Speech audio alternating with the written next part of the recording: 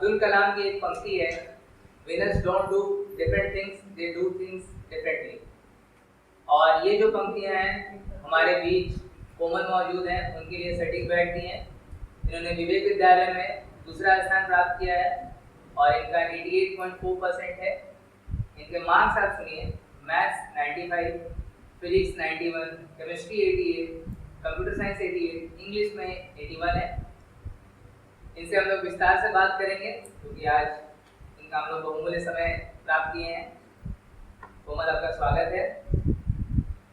आपसे सवाल है कि आपने कौन सा स्ट्रेटजी फॉलो किया ताकि आपका 5 सब्जेक्ट में अच्छा नंबर आए?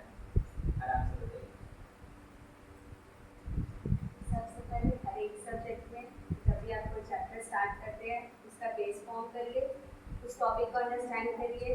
ट्यूशन में भी पढ़ाया जाता है, स्कूल में भी आपको सेम कॉन्सेप्ट पढ़ाया जाता है, सेम कॉन्सेप्ट आप रिवाइज करिए। जब आपको लगे कि आपका कॉन्सेप्ट इतना स्ट्रॉन्ग क्वेश्चन है, जब आप क्वेश्चन का अटेम्प्ट करें तो आपसे क्वेश्चन हो सकता है। आप क्वेश्चन ट्राई करिए, ज़रूरी नहीं है प्रीवियस ईयर, आप पहले एनसीईआरटी से स्टार्ट करिए क्योंकि एनसीईआरटी बेस फॉर्म करता है सारे में। फिजिक्स में फिजिक्स एनसीईआरटी समझना उस सबके लिए नहीं है। एग्जाम्पल आप उसका सॉल्व कर सकते हैं, बट अगर आप फिजिक्स के एनसीईआरटी को रीड करने जाएंगे वो समझ के बाहर है। किसी को नहीं आता, हम भी बहुत बार ट्राई किए, मिल सकेंगे हमसे छोड़ दिए। लास्ट हम ट्राई किए, स्कूल में समझे, फिर ट्यूशन में स्टार्ट किए, उसके बाद फिर क्वेश्चंस बनाए। क्वेश्चंस बने तो वो अलग मोटिवेशन फॉर्म होता है कि हाँ मुझसे क्वेश्चन बन रहा है तो हम आगे वाला भी बना सकते हैं। तो आप इस तरह से सारे सब्जेक्ट में, मैथ्स में भी आप अगर कोई चैप्टर स्टार्ट करते हैं जनरली तो आप उसको एक बार समझिए। जब आपको पढ़ाया जाएगा, सारा कॉन्सेप्ट पढ़ाया जाएगा, आप सारा कॉन्सेप्ट समझिए, सारा फॉर्मूला याद कर लीजिए। उसके बाद आप एनसीईआरटी क्वेश्चंस को लगा सकते हैं। एनसीईआरटी में क्वेश्चंस कम होंगे बट वैराइटीज बहुत होंगे, तो आप उससे बुक को भी प्रेफर कर सकते हैं। जैसे हम प्रेफर किए थे आर.एस. अग्रवाल को, ये इसमें क्वेश्चंस रहते हैं सेम तरह के क्वेश्चंस बार-बार रिपीट होते हैं, तो वो आपको एक तरीके से आ जाता है, तो आप उसको भी बना सकते हैं। तो मेरे लिए मैथ्स में एनसीईआरटी और आर.एस. अग्रवाल को प्रेफर किए थे, दोनों को सॉल्व किए थे। उससे कॉन्सेप्ट बहुत अच्छे से स्ट्रॉन्ग हो चुका था, जिसके कारण अगर हम प्रीवियस ईयर में आए थे तो वो भी वैसे बन गया था। तो यही कि आप पहले अपना कॉन्सेप्ट बनाइए, उसके बाद फिर एनसीईआरटी ट्राई करिए। आपको लग रहा है कि आपसे एनसीईआरटी हो रहा है तब आप प्रीवियस ईयर पे जा सकते हैं। सवाल ये है कि साल भर पढ़ना काफ़ी बोरिंग सा हो जाता है, पढ़ाई सबको पसंद नहीं। तो साल भर मोटिवेटेड रहना, साल भर फोकस रहना, इसके लिए आपको मोटिवेशन कहाँ से मिले? मोटिवेशन की बात करें तो 12th में सबका एक, अगर स्कूल से अच्छा रिजल्ट होगा पेपर में फोटो आउट होगा, ये सबके दिमाग में रहता है। तो हम भी देखते थे और हम लोग के स्कूल के बाहर पोस्टर भी लगाया जाता है। एक दिमाग में था कि अपना भी पोस्टर में फोटो चाहिए स्कूल के बाहर, या फिर स्कूल का जो पेपर में फोटो आता है, कॉलम रहता है अपना स्कूल का, वहाँ पे भी मेरा फोटो प्रिंट हो। स्टार्टिंग का मोटिवेशन मेरे लिए वो था कि मेरे को भी अपना स्कूल की ये में अपना फोटो चाहिए, जो कुछ है कि स्कूल से अगर हम निकले हैं तो मेरा भी कुछ योगदान था अपने स्कूल के लिए। तो वो मेरे लिए सबसे बड़ा मोटिवेशन था। और रहा दूसरा, तो मम्मी पापा बहुत इंकरेजिंग थे, वो लोग बहुत कुछ किए, उनको जो बोले स्कूल के लिए बोले, वो लोग स्कूल जैसे अगर नहीं जाना रहता तो कोई फोर्स नहीं जाना। ट्यूशन में जहाँ रहता तो उनको बोले, वो मेरे को वो भी दिए, जो चीज़ हम मांगे वो मेरे को मिला है।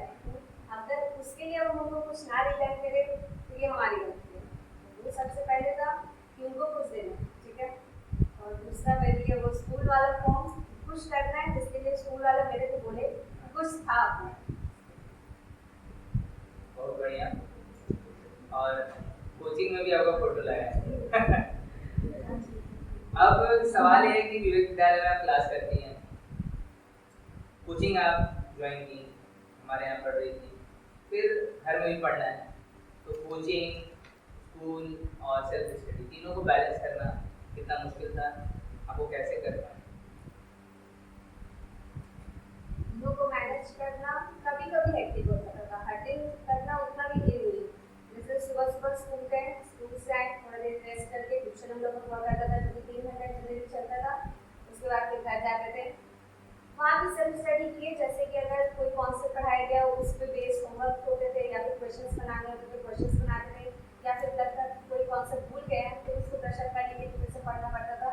तो ऐसे नहीं कि तीनों को मैनेज करना उतना हेक्टिक है 12th क्लास के स्टूडेंट के लिए, बट हाँ आपको वो करना पड़ेगा कि आपको सब चीज़ आए, क्योंकि अगर आप स्टार्टिंग से स्टार्ट करें, मान लीजिए आप सब पढ़ते कर एंड में जाके अगर आपका ईयर एंड हो रहा है उस टाइम अगर आप देखें कि आपका कौन सा पीछे मिलेगी आपकी डिवाइस की, और पीछे का भूलते गए तब वो साल भर का मेहनत धरा का धरा कर जाएगा। इसीलिए एक बार अगर आप सेल्फ स्टडी कर रहे हैं तो स्टार्टिंग से एक बार रिवाइज करिए, जो आप जो भी सब्जेक्ट आप दिखा रहे हैं उसे आप पीछे से जैसे एक बार रिवाइज करिए।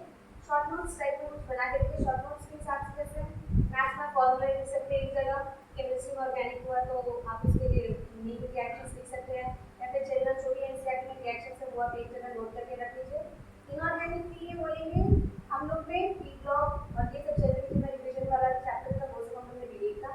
अगर इसका है किसी बोर्ड में तो सबसे पहले आप उस चैप्टर को पढ़ के आप उसमें से नोट्स निकालिए, एनसीईआरटी बेस्ड हर एक रिएक्शंस को आप लिख लीजिए और उसको हर दिन रिवाइज करिए, क्योंकि लास्ट में बहुत सारे रिएक्शंस याद करना थोड़ा मुश्किल हो जाता है क्योंकि कौन सा रिएक्शन कहाँ किसी को पता नहीं चलता है, और एनसीईआरटी के एक एक रिएक्शन बहुत ज़्यादा इंपॉर्टेंट बनते हैं कोई भी एग्जाम के लिए। तो इनऑर्गेनिक में भी आप वो करके आप उसको हर दिन रिवाइज करेंगे, क्योंकि अगर आपको इनऑर्गेनिक पर समझ में आ चुका है तो आप उसको अच्छे से बना सकते हो, उसके बाद आपको उतना उस पर टेंशन लेने की जरूरत नहीं है। फिजिकल में रहना, फिजिकल में आप अच्छे से स्ट्रॉन्ग करिए अपना बेस, उसमें भी सारा फॉर्मूला जितना भी दिया था तो उसको भी पढ़िए, और उतना भी हार्ड नहीं होता फिजिकल का लिए, जनरली सब फॉर्मूला बेस रहते हैं 12th के बेस। अब आप ये बताइए कि जैसे कि अंत का जो 1 महीना था आपका हरिओम एकेडमी में कैसा बीता तैयारी के लिहाज से? लास्ट के 1 महीने में जब बोर्ड स्टार्ट होने वाला था, स्कूल बंद कर दिया जाता है कि हम लोग सेल्फ स्टडी करेंगे। सेल्फ स्टडी तो उतना नहीं, लेकिन फिर हम लोग ट्यूशन आते थे, हम लोग ट्यूशन हुआ करता था, वो चल 5 से 6 घंटा चलता था स्टार्टिंग से सुबह से ही, पूरा लास्ट के 1 मंथ वैसे चला है सारा सभी का। हम लोग आते थे, हम लोग स्टार्टिंग में पहले भैया सर रिवाइज करा दिया करते थे, हम लोग रिवाइज करते थे सब अपने से बैठ के, फिर भैया भी कुछ कुछ रिवाइज कराते थे, उसके बाद फिर हम लोग का टेस्ट लिया जाता था। हम लोग फिर टेस्ट देते थे प्रॉपर 3 घंटा का बैठ के, उसके बाद फिर जो लोग टेस्ट क्लियर करते थे उसके पेपर चेक हो जाता था, उसके बाद फिर हम लोग वही एनालिसिस करते थे, और जो भी मिस्टेक हुआ और जो हमें नहीं आता है, जो आता है वो तो हम रिवाइज कर सकते थे, जो गलत हुआ जो नहीं आता था वो फिर से लोग एक बार पूछ लिया करते थे, तो भैया फिर सारा वो सब कॉन्सेप्ट बता के फिर हम लोग नेक्स्ट डे का मिल जाया करता था कि फिर इस चैप्टर का रिविजन करना है, इस चैप्टर का एग्जाम देना है, यहाँ से यहाँ तक वो सब आप लोग प्रिपेयर करके आइएगा। तो लास्ट के 1 महीना हरिओम एकेडमी बहुत इम्पॉर्टेंट रोल प्ले किया है मेरे 12th क्लास के रिजल्ट में, क्योंकि लास्ट में जितने मैंने हमने किया उतने हमारे अकेडमी ने किया। पूरा क्वेश्चन बना के देना, उसको चेक करना, एनालिसिस करना, फिर से एग्जाम के लिए अगेन बताना, जहाँ जहाँ गलती है उसको फिर से प्रिपेयर कराना, वो एक बहुत बड़ा टास्क हो जाता है टीचर के लिए, तो जो हमारे अकेडमी में बहुत अच्छी है। अब एक सवाल पॉसिबल,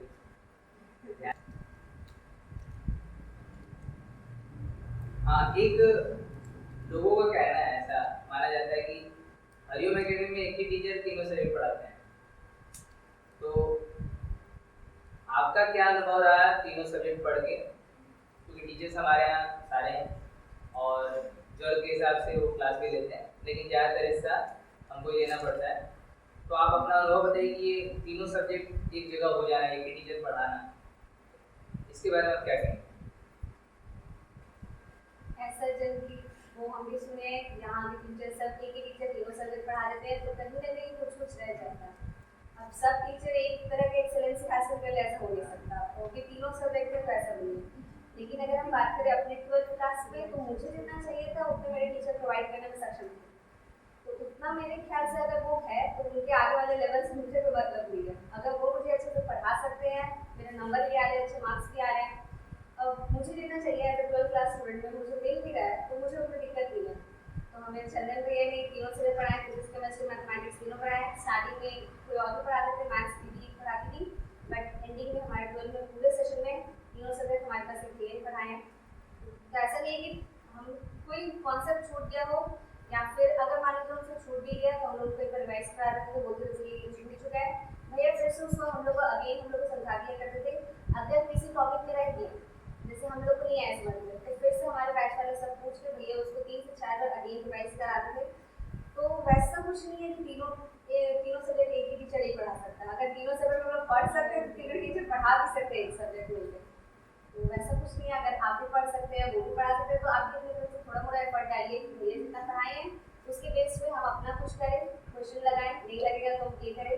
अब 12th क्लास में आप हो कि अगर आप सोचें कि सब आपको टीचर स्कूल फीडिंग कराएं, तो ऐसा किसी के साथ नहीं होता, आपको भी कुछ करना जैसा कि आप केमिस्ट्री में 88 नंबर लाए हैं, तो आप केमिस्ट्री का प्रिपरेशन कैसे की उसके बारे में डिटेल से बताइए, ताकि जूनियर्स को आइडिया लग सके कैसे केमिस्ट्री में लोग अच्छा करें, और जो आपका 10 से 12 नंबर जो कटा है वो क्यों कटा, या आप करते तो वो भी नहीं कटा। केमिस्ट्री में जैसा 3 पार्ट फिजिकल, ऑर्गेनिक, इनऑर्गेनिक। सबसे पहले अगर बात करें फिजिकल, उसमें सबसे पहले आप चैप्टर पढ़ लीजिए। स्टार्टिंग में थोड़ा सा प्रॉब्लम होगा, एक बार में एक चैप्टर तो नहीं आएगा समझ में, फिर से एक बार ट्राई करिए, 2-3 बार रिवाइज करिएगा, आने लगेगा, कुछ समझ में धीरे धीरे आएगा। एक ऐसा पारा होगा जब आपको पूरा चैप्टर अच्छे से रिवाइज हो जाएगा। आप उसमें से फॉर्मूला निकालिए, एक अलग सेपरेट में लिख लीजिए कहीं पे, उसका अच्छे से नोट्स बना लीजिए, उसको रिवाइज करते रहिए। अगर आपको लगेगा कि आपको फॉर्मूला याद हो चुका है या फिर थोड़ा मोड़ा नहीं है, तो आप एक बार क्वेश्चन प्रैक्टिस कर दिए करिए।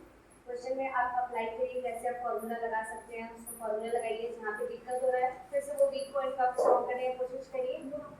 उसको आप एक बार रिवाइज कर रही है कि लास्ट क्लास में आपके पास कुछ ना कुछ ऐसा रहेगा ही जो आपको लगेगा आपसे छूट चुका है, क्योंकि सब एक बार में होना वो पूरा किसी के लिए भी ये नहीं है। ठीक है, तो आप उसको रिवाइज करिए, फिजिकल प्रिंसिपल नहीं करिए, एक बार रिवाइज करिए, फॉलो एनसीईआरटी रीडिंग करना बहुत मस्त है और केमिस्ट्री, तो आप उसको रिवाइज करिए। एनसीईआरटी में बहुत सारे क्वेश्चन दिए हैं, इंटेक्स होता है, एग्जांपल भी होता है, पीछे भी क्वेश्चन होते हैं, तो उसको आप लगाइए। और अगर आप लगे हाँ वो हो चुका है और आप और कर सकते हैं उसमें, तो आप एक बार की बाई पे कर सकते हैं, और आप उसमें से क्वेश्चन एक बार सॉल्व कर सकते हैं। ऑर्गेनिक की बात करें, स्टार्टिंग से चैप्टर पढ़िए, स्टार्टिंग से रिवाइज करें स्टार्टिंग, क्योंकि ऑर्गेनिक भी मोस्टली चैप्टर इंटरटेन है, क्योंकि आप पहला चैप्टर पढ़ेंगे आपको दूसरा में कुछ मिलेगा कि वो वाला पार्ट रह गया, कन्वर्जन में आपको वो इंटरलिंकिंग आपको शॉर्ट नहीं मिलेगी। तब रिवाइज के अगर आपके 11 कहीं वीक है तो आप पहले उसको स्ट्रॉन्ग कर लीजिए, क्योंकि वरना मोस्टली ऑर्गेनिक स्टार्टिंग से इंटरलिंक होकर आता है तो आपको बहुत दिक्कत होगा। तो एक बार 11 को देख लीजिए, बेसिक ऑर्गेनिक के ये आइडिया वहाँ से ले लीजिए, और उसके बाद स्टार्ट कीजिए आप 12 का प्रिपरेशन। वहाँ से भी आप धीरे धीरे करके स्टार्ट करिए, जितना नेम रिएक्शन उसको अलग करते जाइए, वहाँ से पढ़ते जाइए, रिवाइज करते जाइए, और कन्वर्जन पर थोड़ा जोर रखिए, बनाइएगा होगा। मेरा कन्वर्जन मेनली वीकली पॉइंट था जो हमने क्रिएट कराई, और फिर उसको इतना टाइम भी नहीं दिया, जिससे कारण मेरा ऑर्गेनिक खराब रहा।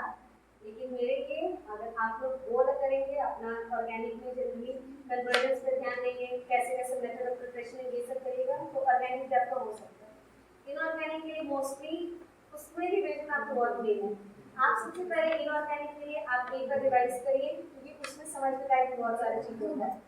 इनऑर्गेनिक एक बार पढ़िए, आप अच्छे से रिवाइज करने की कोशिश करिए। एनसीईआरटी मस्ट है, आप उसको रीड करिए, एनसीईआरटी स्टार्टिंग पॉइंट नहीं आएगा समझ में, एक बार किसी टीचर से ये करके अच्छे से जो आपको समझा सके, आप वो चैप्टर को एक बार गो थ्रू करिए, अच्छे से समझिए, फिर एक बार एनसीईआरटी रीड करिए, 2 से 3 बार आपके रिविजन हो जाएगा, तो आपको कहीं कहीं कुछ ना कुछ तो आएगा समझ में।